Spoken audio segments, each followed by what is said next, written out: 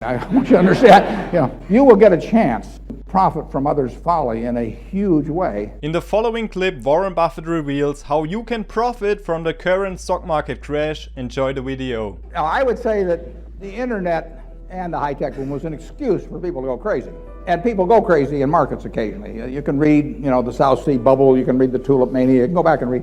People go crazy periodically. And high IQ people go crazy. I mean, it's a fascinating sort of phenomenon to watch. And one of the things I did in school, I'd go back and read papers from all the earlier panics and booms and so on. It's just people make the same mistakes over and over again. One of the most important things a retail investor can do, that is to look at the crashes of the past. And the lesson from all the crashes of the past is that human nature doesn't change. In the tulip mania in the Netherlands in the 1630s, single tulip bulbs were sold at auctions for $25,000 by today's prices. In the South Sea bubble of 1720, even the highly intelligent physicist Isaac Newton was not saved. Out of pure greed, he almost lost his entire fortune speculating on the South Sea Company, and said afterwards, "I can calculate the motion of heavenly bodies, but not the madness of people." That means when studying such events, patterns can be identified and then can be applied today. So avoid the dangerous four: euphoria, fear, panic and greed. That is because we humans are emotional creatures, and this has been the case in the past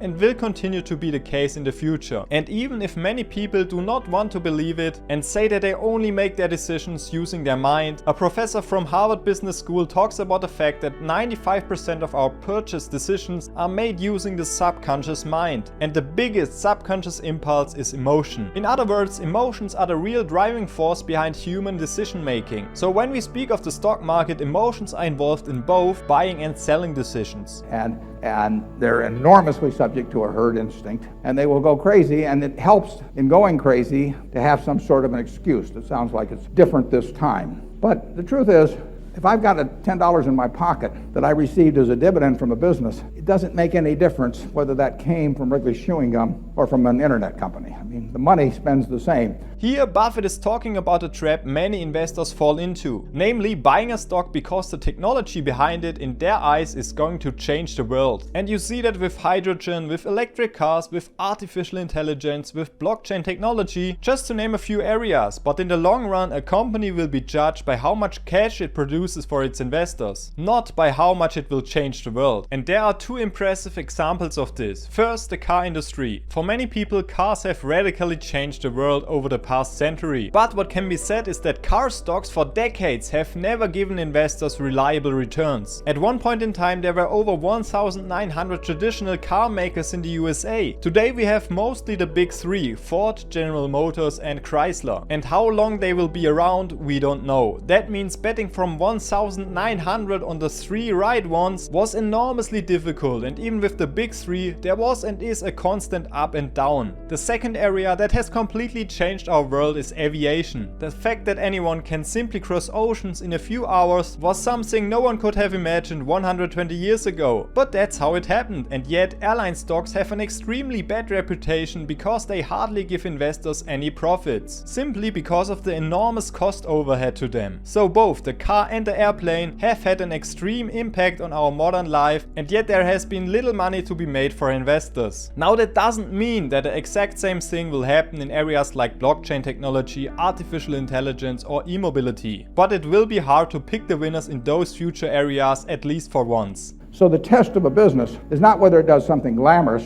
something new. It's how much cash it's going to produce over time. It's the only test. I mean, the reinvesting is laying out money to get more money later on. Why lay it out otherwise? And the money doesn't know where it comes from. Where it comes from may determine something about the enduring competitive advantage and all that sort of thing. But money made from an internet company is no different than money made, from a textile company or from a candy company or anything else. So the internet, anything new, it was uranium in the 50s, it was computer leasing in the late 60s. I mean, all kinds of things come along where rising prices coincide with glamour.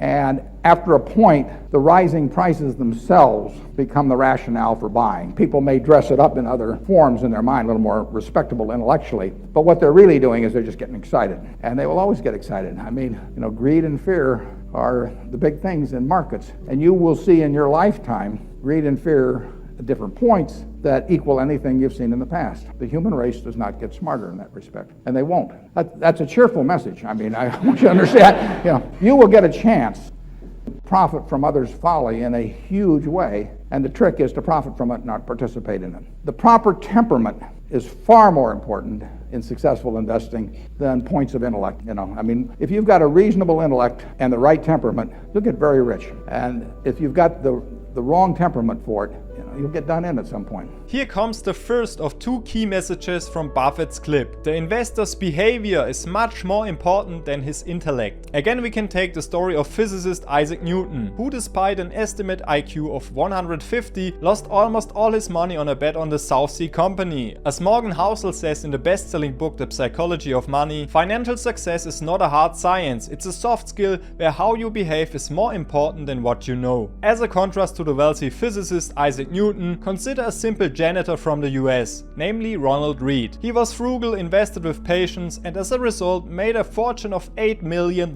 And he achieved this not by a high income, but by his behavior in handling money. Anything times zero is zero. I mean, they found that out at long-term capital management, for example, in 1998. What happened, would happen very, very, very seldom, but it does happen.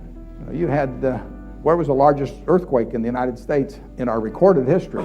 It was in New Madrid, Missouri. Now, nobody down at New Madrid is sitting there worrying about another 8.4, but it was an extraordinary event. In fact, there were 3 of them in about a 2-month period. The improbable happens. And in financial markets, the improbable happens far more often than people think by running statistical regressions and so on. You just have to keep your sanity, basically. If you just always write down on a piece of paper, if you're buying stock in a company, whether it makes widgets or it's an internet company and has 100 million shares out and selling at 10, you say, I am buying XYZ at $1 billion. You're buying the business because, and then just list down the reasons. And if more people did that, you won't have bubbles, but they won't do it. They'll give in exactly the same emotions that people have for centuries and centuries and centuries. Like I say, that's what makes incredible opportunities in the stock market. I mean, that's why stocks frequently have a high that's twice the low in a given year when everybody knows a business doesn't change in value like that except under unusual circumstances. Here we have the second core statement of Buffett. The stock market is not there to instruct you, to tell you when to buy or sell stocks, but the stock market is there to serve you. And he gives a great example here. Within a year, there are often price differences of 100% or more for stocks, which we now also see in this Tesla example from last year. And this 120% jump of Tesla between May and November 2021 happened not because the company changed so much in that time, but because it is the nature of the stock market. Buffett often talks about Mr. Market being drunk or depressed at times and then completely euphoric at other times. And it is exactly this nature of the stock market that an investor should use for his benefit and not against him. And of course, this is only possible if he has a personal compass as to when he considers stocks worth buying and when he does not. And at this point it gets interesting, because here it is a question of whether you know how to value a company. I personally use only the 2 tools Seeking Alpha and Simply Wall Street for exactly this purpose, to value a stock. With Seeking Alpha I get the latest stock analysis of stocks out of my watch list, and with Simply Wall Street I look at the fundamental numbers and get the calculation of the fair value of the stock. If you are interested in the 2 tools, with Seeking Alpha currently you can get 58% discount on the annual membership using my link in the video description. And since a short time there is also a 40% discount for Simply Wall Street offered to the viewers of this channel. So you can find the links for that below in the video description. If you have any questions about the video, feel free to write it in the comments below. Ciao.